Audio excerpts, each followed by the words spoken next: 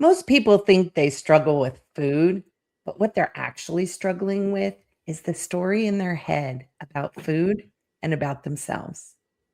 Today, we're unpacking the most common mindsets that keep women stuck, especially when they're trying to stabilize blood sugar, heal their metabolism, or deal with health issues.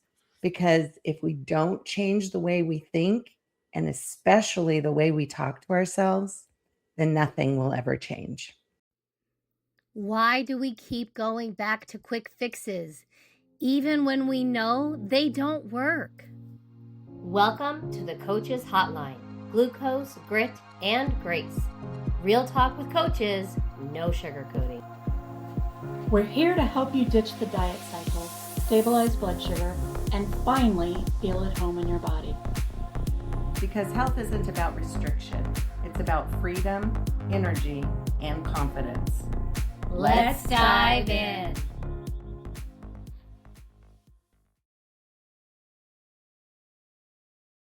So, welcome back to Glucose, Grit, and Grace, where we talk about stabilizing your blood sugar, strengthening your resilience, and approaching your health with compassion instead of chaos. Today's conversation is about mindset. And what we mean by mindset is the internal scripts that quietly drive our decisions. I think so many women say, I know what to do, I just don't do it. But most of the time, it's not a knowledge gap, it's a mindset gap. So let's start here.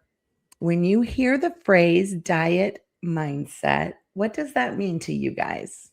I think for me, it means restriction. It Okay. means following a plan to the letter so that I can ultimately lose weight. Well, and for me, because I have a pretty solid history of extreme dieting, Right. it means I have to be very strict. If I'm not slightly uncomfortable, I must be doing it wrong. So that's really where that diet mindset takes me. For me, I think it always took me to being a success or a failure, right? If I woke up and I was a pound lighter, I was a success. Or if I woke up and I was 5 pounds heavier, who cares about if it was stress or a bad night's sleep or too much water weight or I hadn't gone to the bathroom yet or I still had clothes on? Who cares? That defined me and it made me feel horrible about myself and it made me show up differently, right? Mhm. Absolutely. That's what's so interesting about that dieting mindset.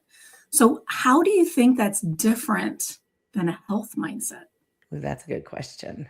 Now where I'm at in my own health journey, they couldn't be more polar opposites. When I think about health, I think about vitality. I think about being able to breathe, to know exactly what I need to do and what my body needs. And it's just completely different from where I was a year and a half to 2 years ago. And then the 40 years before that, when I really was stuck in that diet mindset. It feels so different now. For me, I totally agree with what you're saying, Amber. And that's why I said earlier it was about losing the weight. Totally agree with what you said, Elaine. If I didn't lose that pound or if the scale hadn't moved from just 2 hours ago, then I was a failure. Then it's not working. I must be doing something wrong. I'm following the plan. Oh, look, I had an extra tablespoon of something and I wasn't supposed to. And that's where now, and that's again, that's why I said it was about the weight too, because now I haven't been on a scale in I don't know how long, and I don't care because I'm more about how do I feel? How am I doing things? How healthy am I? I don't get headaches like I did. There's just so much that I no longer feel that were negative and so much that's positive that I now feel. And to me, it's being in that thing about what's healthy for me and my body.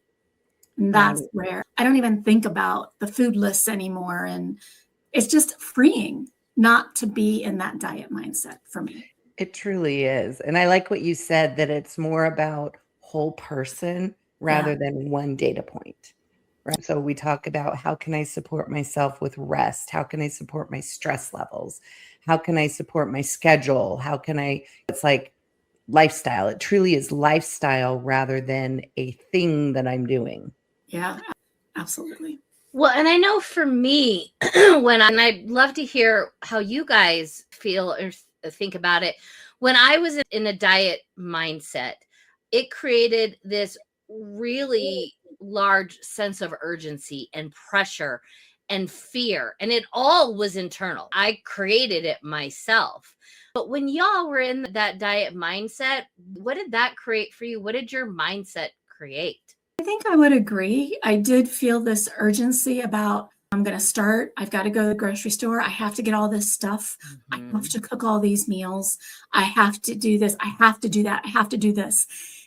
And there was pressure to follow everything to the letter. And then there was the fear that, oh, we have a celebration. So a birthday party or an anniversary or something that you're celebrating. So now what am I going to do? This isn't on my plan. How am I going to handle that? And you wouldn't. It was almost like all or nothing. Oh, well, I'll just wait till next week. I don't want to be that girl that is sitting in the corner eating her chicken and cantaloupe, to take your example. Exactly. But Yeah. I also, and so if I'm not that girl, then I'm stuffing my face with all the things that I've been depriving myself with. And then I hate myself. That's what I was going to say that it does to me, is it made me hate myself because I felt like I couldn't control my willpower. I couldn't control my body. I couldn't control my cravings. And so it just made me dislike who I was and dislike my body because of all of that. I think also from a dieting standpoint, I would go out and buy all these foods, ingredients to cook things for things that I didn't even like. And it was like, okay, I will grin and bear it because I really hate this, but I'm going to do it because this is what's on the list. So what they say will make me skinny. Exactly. Well, and even going back to that idea of being that girl, when you are in public, I think that's where most of the pressure came from, is like, what are people thinking about what I'm putting in my mouth? Am I going to be able to stick to my plan? Am I going to follow all the rules? And so it's like my Instant Pot. That pressure is building up. And then the second that I decided, oh, I'm not going to be that girl, it released the pressure. And you could breathe for a second. And then about 2 hours later, when you got home, that's where that guilt kicked in. And it's a really vicious cycle. It is. That we put ourselves in just based on that diet mindset. And I think that's the scariest thing of all.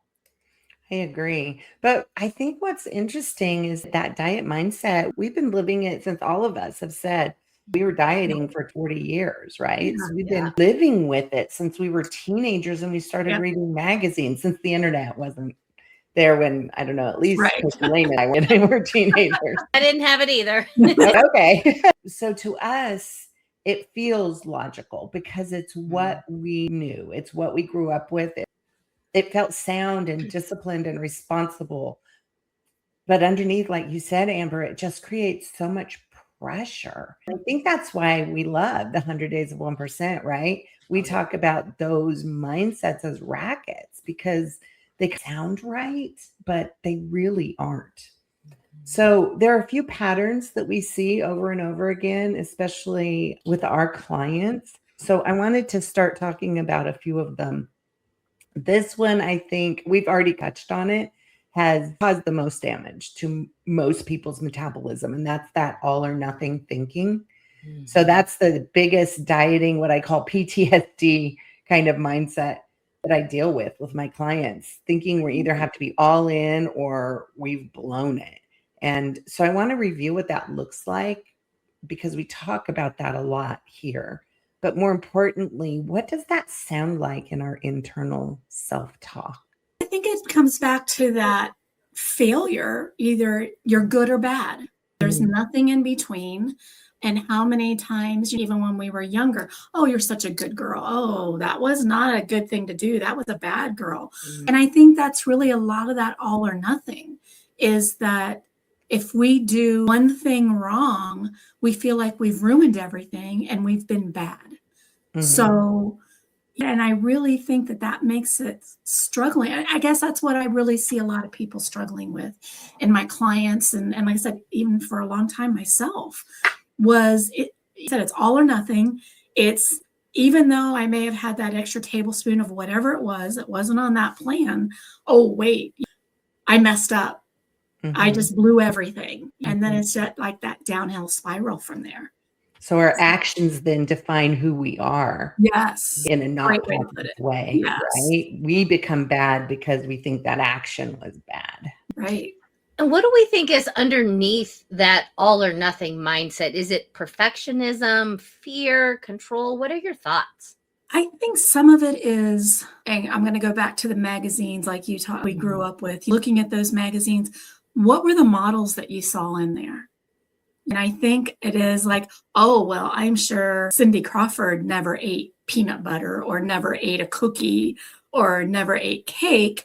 So I need to be like her. So part of that could be the perfectionism. And part of it, I think, could be that control. My always thought was, well, they probably have someone who cooks for them. So they have better control over that than I do. Mhm. And that makes no sense at all. So comparison, maybe. Comparison be the root of it.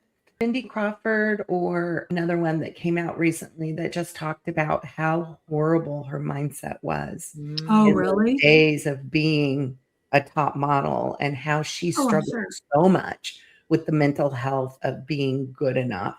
Yes. Imagine how that kind of self-talk would have been. Oh, absolutely. I can't imagine being in that industry. Honestly, I was looking at it from more of a, as I'm growing up, teenager kind of thing. You know, Right. that's what we wanted. We thought to get a boyfriend, I needed to look like these models. Okay, Yeah. I'm really going to show my age, but the whole Farrah Fawcett poster that was out that they talked about, a famous poster of Farrah Fawcett that was on boys' ceilings. A red swimsuit. If that's what guys wanted, then we needed to look like that, right? Well, and I remember being Feather like a hair. teenager, I would have monthly subscriptions to magazines. Mhm. And the front of every cover was this beautiful, really thin person Yes. and the 5 tips to lose weight by next Friday. Every single month I had those. And so I think part of that perfectionism came from, this is how you achieve this body. You do X, Y, and Z, and here are all those rules. And I'm not doing that, and I don't have that body. So the only way I can get that body is if I'm following these rules. And I think that's where that perfectionism does come from, is that as well. Man, it's rough on us. That all or nothing, I think it creates burnout. Yes. And it creates Absolutely. stress. It creates that I'll restart Monday, I'll restart next month, I'll restart in January, which we've talked a lot about, and how that damaging that is to not only our persons, but our metabolism and our psyche. And it makes every single decision that we make feel like it's high stakes, right?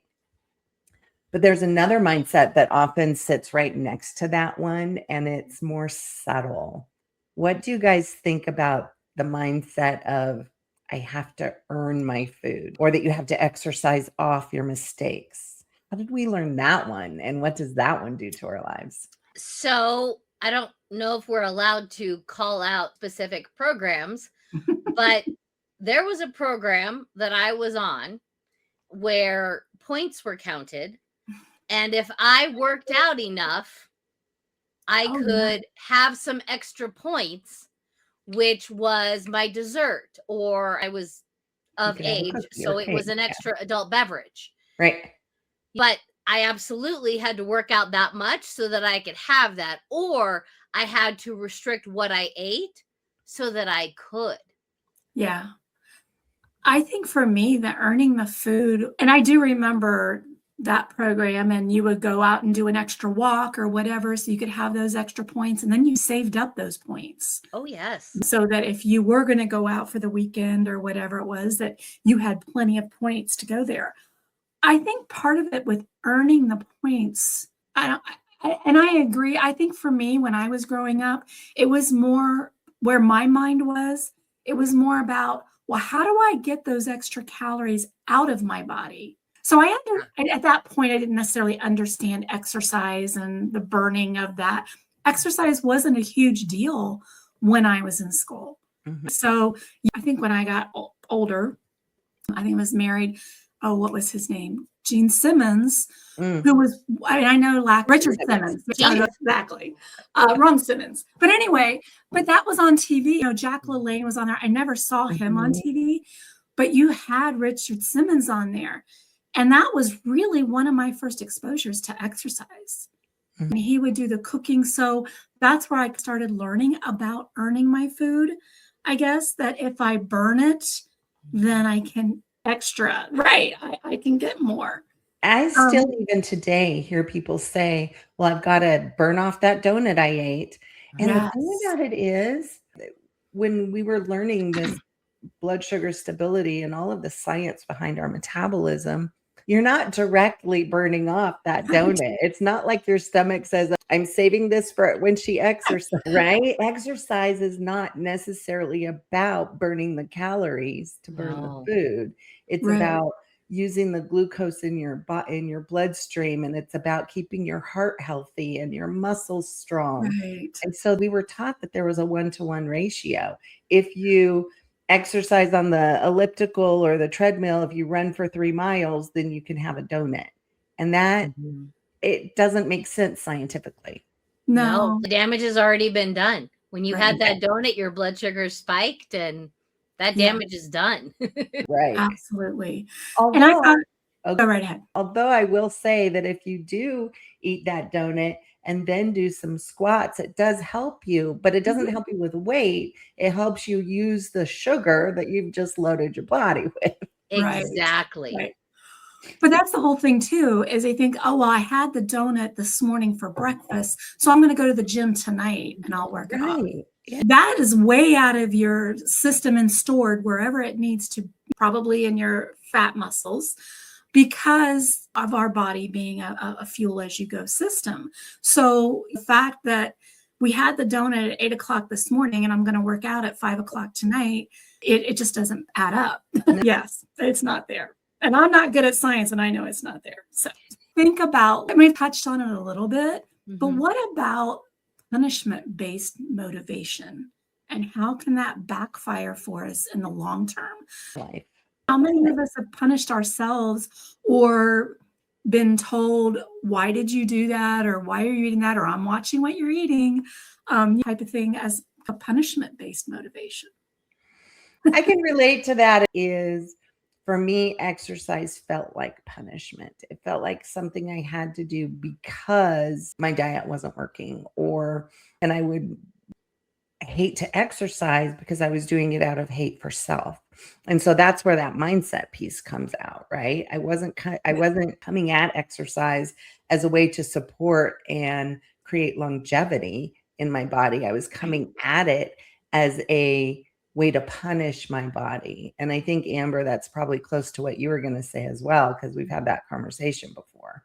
Well, and I also think from a psychology standpoint, if you think about even children, when they've done something wrong and then they get punished, how many children never do anything wrong again? None. Right. Because here's the thing, is that punishment, while it sucks in the thick of it, is very temporary. And it doesn't change any behaviors. It doesn't change any thought patterns. And that's where that component of mindset is really important. And even as children, we learned that once the punishment was over, it was over. And so I think it makes a lot of sense that we continue that mindset, especially when we're punishing ourselves. And so it will backfire. It's not sustainable. And it doesn't honor who you are and why you're doing what you're doing. Really? Yeah. So piggyback off of that, what do we think about identity? And what identity is really underneath? Have I earned this? And is it about worth? What are your thoughts? I'm not sure that this is going to be necessarily, I can tell you, when we were talking earlier about that good girl mindset mentality, and you said that I have had always been very aware because I didn't want people seeing me put things in my mouth that weren't non-sugary or and I had people say, "Hey, wow, you're just so healthy." But you know what I did as soon as I got home? Closetate. Exactly, because my punishment during that event was not eating the cake or the candy or the sweet stuff or the chips and the dip.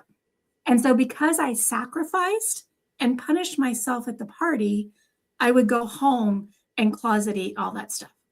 It wasn't nearly as good as what would have been at the party. Yeah. But I found all this stuff at home, or I'd stop at the grocery store and fill my cart up with chips and ice cream and cream horns and everything else. Because in that whole process, my self-worth felt terrible. So, and to me, that's how I identified myself. Nobody else knew I did that. At least I don't think anybody else. I'm sure people did. No, I can totally relate. You just brought back this memory that just hit me so hard because I would go in for a weigh-in at the doctor or the weight place or whatever, and you'd have your weigh-in, you'd have your appointment, and then on the way home, I would stop at Sonic and get a milkshake and tater tots and pay with cash so nobody knew. So it creates, no wonder people have eating disorders with the diet mentality, right? But again, like you said, Amber, when you asked the question, what is this saying about our worth? We're not worthy of being able to do what everyone else does. Well, maybe we don't want to do what everyone else does because maybe they're doing the same thing we are and we just don't know it. But that brings up so much. And I think I was making up for being good when I really didn't want to be good because I wanted the cake or the chips. So I was making up for it by having way more. Now, instead of having a few chips with dip that I would have had at the party and one piece of cake, I've now had the entire cake, a whole bag of chips, and the whole container of dip. And that just does nothing for you, for your mental. Well, and I also think that when we have self-worth issues, we increase everybody else's worth. And so when I'm at that party and I don't deserve the treats, clearly they must be better than me because they're having those treats. They get to. And I also think there's a little bit of learning that and worthiness in that as well. And just, man, the stuff that we say to ourselves. So I think what we're saying is when food becomes something that's transactional, that you have to earn, I think your relationship with your body then becomes transactional, right? I have to exercise to burn that off. I owe myself this treat because I was good. That keeps your nervous system in fight or flight. And we're going to talk about all of these at the end when we talk about some of the things we can do to change our mindsets. But there's one more mindset I wanted to talk about today that's even sneakier because it sounds responsible. And it is, I'll be consistent when ...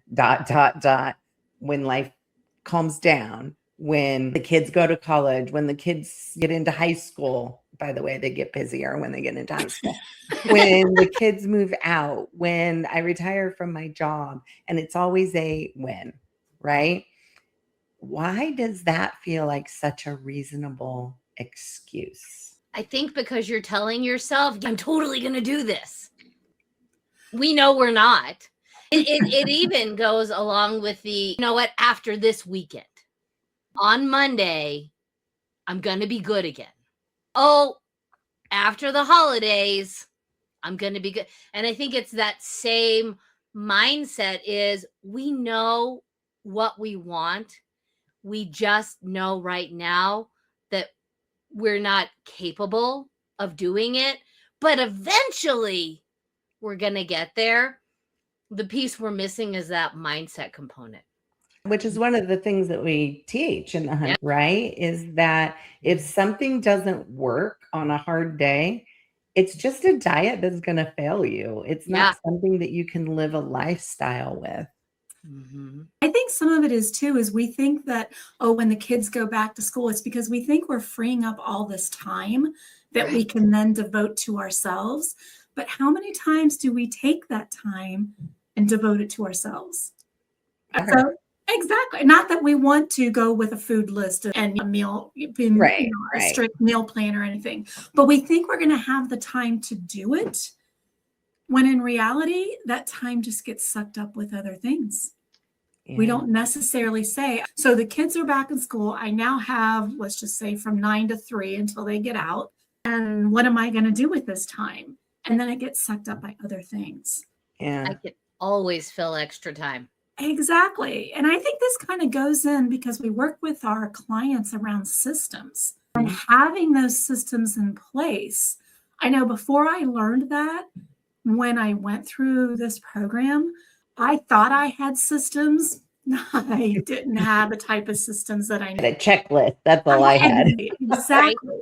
So why do we think we need systems for the slower days or the not so hard days and the hard days? I think it's what we were just talking about. If you want something to be sustainable as a lifestyle, it has to be every facet of that lifestyle. Because if it's only working on the perfect days, you're having a very small percentage of days that it's going to work. Exactly. Because perfect days don't exist. Yeah, and life doesn't exist in a vacuum, right? And I used to say that. I used to say, I feel like I can either concentrate on my health or I can concentrate on life. I can do life or I can think about my health. And I really finally learned that when you think about your health every day, you can do life a little bit better. You can. And I also think, though, that when we have our systems, at least with me, when I have my systems down, I feel like I can accomplish so much more. But your systems are also there for those hard days, that when something happens, it's going to take more of that time. You can look at those systems and say, which part of these are the important ones that I know I have to do? And then you don't feel like it's just chaotic looking at that checklist of everything that you said you were going to do, and you're not going to get to it. So therefore, well, I'm just going to throw my hands up. Where if we have our systems in place, it does help us for those hard days to say, this is what I absolutely have to do, because that's what our systems do for us.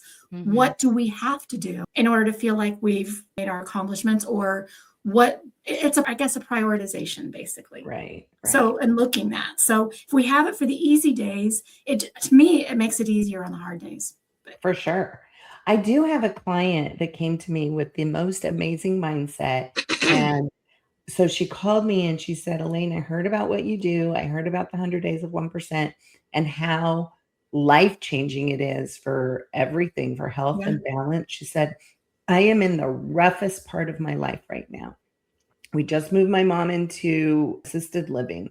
We have to sell her house. We have a condo we're having to sell. I just started a job. I have all these things going on. And she said, but I'm afraid that if I don't do something about my health, all of this stress is going to bring me down. So she actually came in with the mindset that we teach. And so I told her, I said, this is amazing. I said, it's not going to be easy to start something new, but it will save you because we're going to teach you how to put your health and your vitality and your energy first so that you can do all of these things. And she even tells me today, that was a year ago. She even still tells me today, she goes, I'm not in that season anymore. She said, but that saved me. And now I can do all of this without thinking. And I'm ready for anything. It was such a great story. Well, it's great that she recognized that she needed to get her health in place in order to accomplish all those other stressful things. Right. That is, most people don't come to us with that. No, that is amazing. Well, and I think that is a perfect example of someone who was in the thick of chaos and was still able to start building sustainable habits, which I think a lot of us, when we start something brand new, when we're in the middle of chaos, starting something brand new sounds awful and even more overwhelming. So how does that happen? How do we build sustainable health when we're in the middle of chaos? That's a good question. Isn't that what we teach? So I think Elaine and I are sitting here saying, how do we say that in one or two sentences? It's a Yeah, lot. That's a big question. it is a lot. But I think sometimes that when you feel, if you can start taking small steps Mhm. and getting a handle on those, helps calm that chaos down. It helps us to realize that it's kind of like when we talk about the 6 spinning plates. If one wobbles, it's usually because of something else, Mhm. Right. or one wobbles, another one might start wobbling. So by addressing some of that chaos, you actually start some of those other things that you've wanted to start or that gives you benefit. And I think that has a lot to do with it. It's not one and done. It's not like, oh, well, we get our nutrition down, we're going to lose weight. That's not what we teach. We teach, if I get my nutrition down, I'm going to be healthy. I'm going to have the energy to go out and do movement. It'll help my stress levels to come down. It'll help me to sleep better. So one small change can impact so much. And I think that's why it's so important to take that one step, because it's a broad impact, even though you may not think it is. That's actually really good because we often may come into this with that all or nothing mindset, right? I have to do it Yeah. all or I don't do any of it. But that 1% that do a little thing that feels the easiest, because Yes. then that gets you your momentum and that can start to calm the chaos. It's not going to calm overnight, No. but you need to take that little tiny step of, I'm going to get up when my alarm goes off instead of hit the snooze button, or I'm going to take a 10-minute walk after lunch. That feels small and easy instead of I have to start this new food plan. I have to go out and get the groceries and all the things that you were talking about earlier, right? I Cook it don't like all. And I don't that. even like this food. And then you're defeating yourself before you even started. And that kind of brings up the emotions that we're trying to avoid. We're going to do this meal plan or this diet mindset about being on it. And what we're trying to do with those emotions is we're trying to get, to me, when you have a plan like that, you're trying to calm the chaos. You're Mhm. trying to figure out, hey, what can I do to make this better? So what do we think about those emotions that, to me, going and trying to calm that chaos? A lot of times we go on a meal plan or we get a list of recipes and we go get all this food and we prep it. Are we really trying to calm some of that chaos by adding more chaos? I think that feels too big to me. And when something feels too big to me, I'm like, nope, I will start it when I have time. Yeah. But really, will you have time or do you make time kind of thing? So, Well, and I also think big emotions feel like they have to have big change to fix. mhm. And so if I'm feeling very chaotic and very emotional, I think I personally naturally would go, there's all of this chaos. I need to do something big to get out of it. But then, as you Mm. were saying, that bigness of whatever I'm doing to get out of it is also overwhelming and is Yeah. also chaotic. And I think that's where we end up unintentionally sabotaging ourselves. And staying stuck. So, if all of these mindsets are keeping us stuck, how do we actually change them? Because while awareness is powerful, it does not change behavior, right? It takes some action to change behavior. So, let's talk about some of the ways that we address these diet mindsets and with what we teach in the 100 Days of 1%. So, one of them is replacement thoughts. And there's some tools that we have talked about before, we might talk about again to help you with replacement thoughts. But there's a tool we actually haven't talked about yet. And it's something that I had to learn when I was having this negative self talk. I would talk to myself so horribly that I would never talk to anybody else in the Yeah. world the way I spoke to myself. You're such a failure. You're so fat. You're so ugly. You're that. And why can't you get it together? And one day I just got sick of it. And so I put a rubber band around my wrist. And when I would hear those thoughts and become aware of them, I would snap the rubber band to snap myself out of it. And then I would replace those thoughts. Hmm. And we had a rule in our house because sometimes in our house during those days, because often the woman is the emotional leader of the house. And if I was down on myself and everything, then my family started being down on themselves and everything. And we decided when we got too negative, had to stop, and we could call each other out on this too. So not only the rubber band thing, but we had to stop and we had to say 3 positive things about what we were negative about. And there's some people that can't do this. My mother-in-law could never do this. She would say, can I just say 3 general positive things? And it's a place to start. So That's right. but so if I was saying to myself, if I was looking in the mirror and saying, you're so fat, you're so ugly, you're so less than, or whatever it was that I was saying to myself, I would stop. I have to stop and say, you have beautiful eyes. Your eyes are dark and brown, and hardly anybody has that color. Your smile is captivating. And it's really hard to look in the mirror and say good things about yourself. Yeah. But that rule of, because it takes a lot of positive comments to counteract a negative comment. So that rule of 3 started us getting out of that negativity all the time and replacing it just with 3 positive things about whatever we were griping about. And if you couldn't think of that, just 3 positive things. I love that. That is awesome. I think what's interesting is a couple of my clients, they would out in public or even on some of our calls and stuff, they would say, well, this fat person, and hold on a minute, stop. How is this impacting you? Why are you calling yourself a fat person? And I think they were trying to jokingly feel comfortable with where they were at. And it was quite a few people. I was really surprised that once I got into this, when I started hearing people say that. And so I called him out and said, why are you calling yourself a fat person? It's kind of what you said, Elaine. Would we say that to another person? You're a fat person? Never. So why are you saying it? Right. Why are you saying it about yourself? Why? Because you're not. And to change that mindset, you've got to stop calling yourself what you're really not. And it was amazing because I have noticed that these people, because I do see them out socially, they don't do that anymore, which to me is huge. Oh, yeah. So I love that though, Elaine, about involving your family too, because like you said, the emotions of the house can really drive how we feel. So I love that. The fact that you called it your mother-in-law, that was brave. We actually had a really good relationship. Yeah, I figured you did, or else that wouldn't have been an option on the table. I think one of the methods that I've seen, and it's a different SNAP than what you're talking about, is what we call the SNAP method, which SNAP stands for stop, notice, ask, and pivot. This has been a strong one for me because initially, if we were watching TV and a commercial would come on, I would get up and go to the kitchen and look in the drawers, open the refrigerator.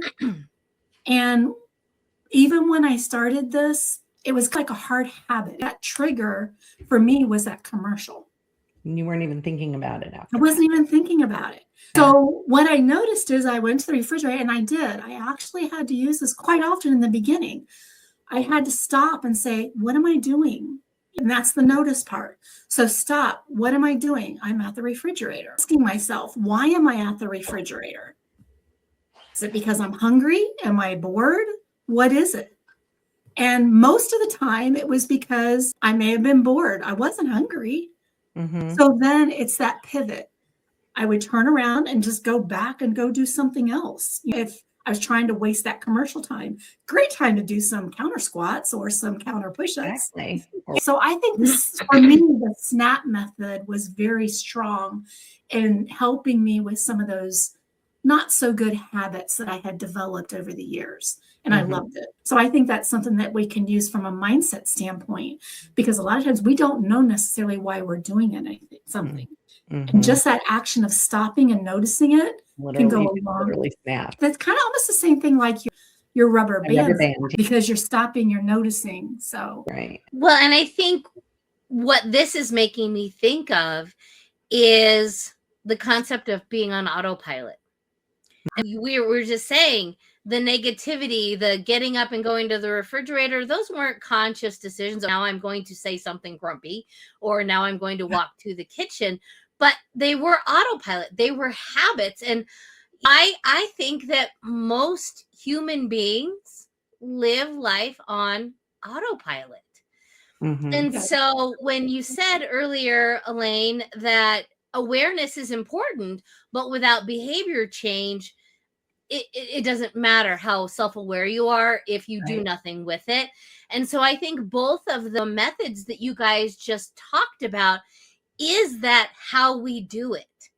So the first thing to get off of autopilot is to be aware that you're on autopilot, and then use these techniques to shift out of autopilot and really get yourself to a point where your self-awareness is really turning into intentionality. Right. I love that. So when we use these, then our all or nothing thinking turns into consistency or Mhm. 1% improvements, right? Absolutely. Or earning my food could turn into supporting my metabolism and blood sugar with what I eat instead of worrying about what I have to eat or not eat for my Right. exercise that day.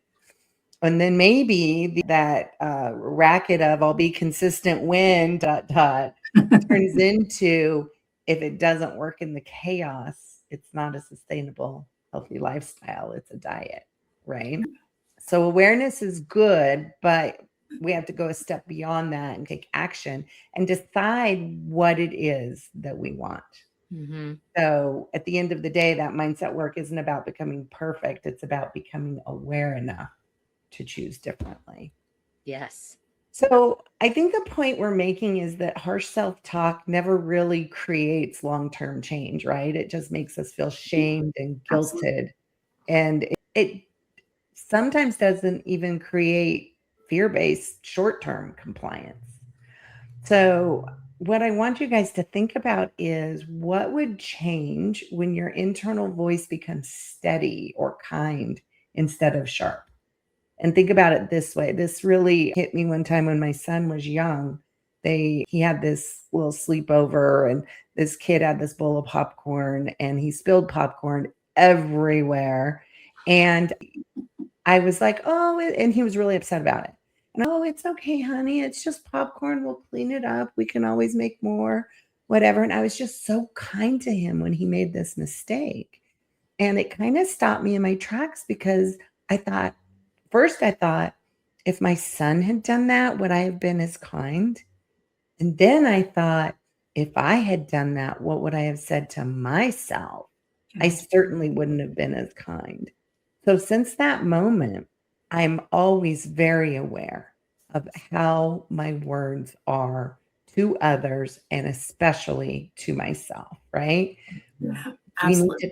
to talk to ourselves as if we're a child, a 4-year-old at a birthday party with a full cup of water that we're spilling, right, to them.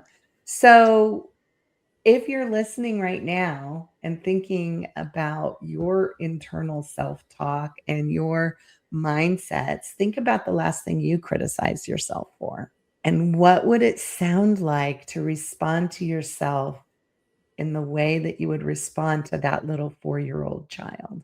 So at the end of the day, mindset work isn't about having perfect thoughts. It's about changing that tone of your inner voice and changing your response to your circumstances. Because grit without grace becomes punishment, and grace without grit becomes avoidance. And we need both. So here's what I hope you guys take away from this conversation today. If you're stuck, it's not because you're incapable. It's because you've been operating from beliefs and a tone that have not been supporting you. Stabilizing your blood sugar matters because consistency matters. But the way you speak to yourself while doing these things matter the most. So when you support your glucose, you're supporting your physiology.